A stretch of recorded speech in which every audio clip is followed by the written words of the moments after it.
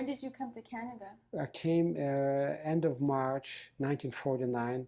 An uncle of mine, Uncle Philip, who lived in Canada already since 1934, wrote to the Jewish community in Antwerp, asking if anybody from his family survived. And of course, they looked over the files and they found me. And they went to the hospital where I was and they asked me, do you have an uncle living in Canada? I said, well, I know I have an uncle living in America because, in Europe, Belgium, Canada and the United States is America.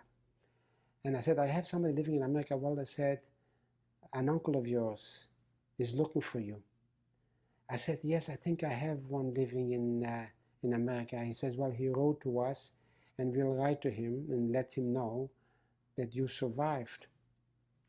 So they wrote to him and they told him the good news and the bad news.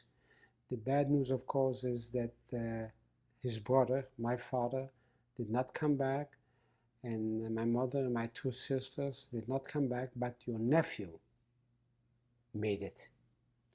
And my uncle did everything he could to get the necessary papers for me to come to Canada. And you changed your name?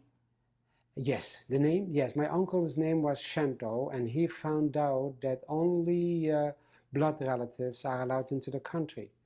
Although even as a blood relative, it wasn't very easy because in 1945, believe it or not, they did not allow Jews into this country, but they found good enough reasons not to let you in.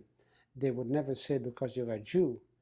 When they found out I was in a concentration camp, this is when I went to the Canadian Embassy in Brussels, they said, well, you want a concentration camp, you maybe have tuberculosis or other diseases, and you could bring a disease to Canada.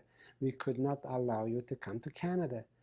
And then when I brought x-rays that I did have a touch of TB, and that I was in a sanatorium, but I'm in good health, well, not good enough. I had to prove that my uncle can support me in case I can't find a job.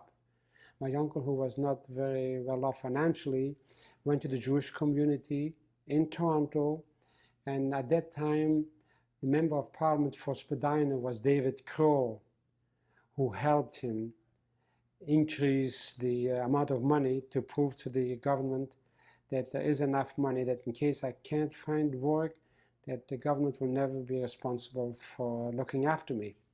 Finally, it took 4 years until the government gave me permission to come to Canada.